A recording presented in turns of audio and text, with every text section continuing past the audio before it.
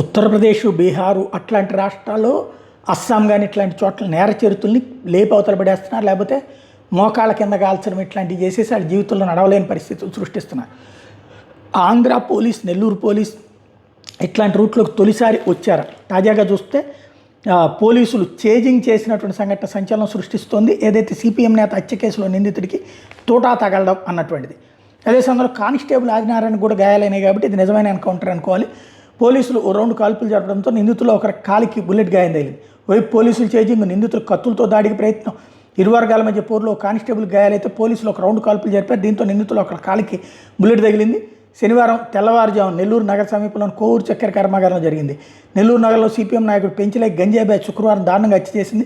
పోలీసులు ప్రత్యేక బృందాలతో నిందితుల కోసం గాలింపు చేపట్టారు. వాళ్ళు కోవూరు చక్కెర కర్మాగారంలో తలదాచుకున్నట్టు గుర్తించారు. శనివారం తెల్లవారుజామున 3-4 గంటల మధ్యలో పోలీసులు అక్కడికి చేరుకుని నిందితులను అరెస్ట్ చేసేందుకు ప్రయత్నిస్తే కత్తులతో దాడికి ప్రయత్నించారు. దీంతో అక్కడ కీలకమైనటువంటి పరిస్థితి జరిగింది.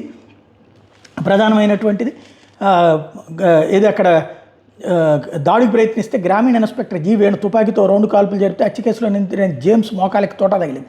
నిందితులు దాడిలో గాయపడిన కానిస్టేబుల్ ఆదినారాయణ నిందితుడు జేమ్స్ జిల్లా ప్రభుత్వ ఆసుపత్రికి తరలించారు.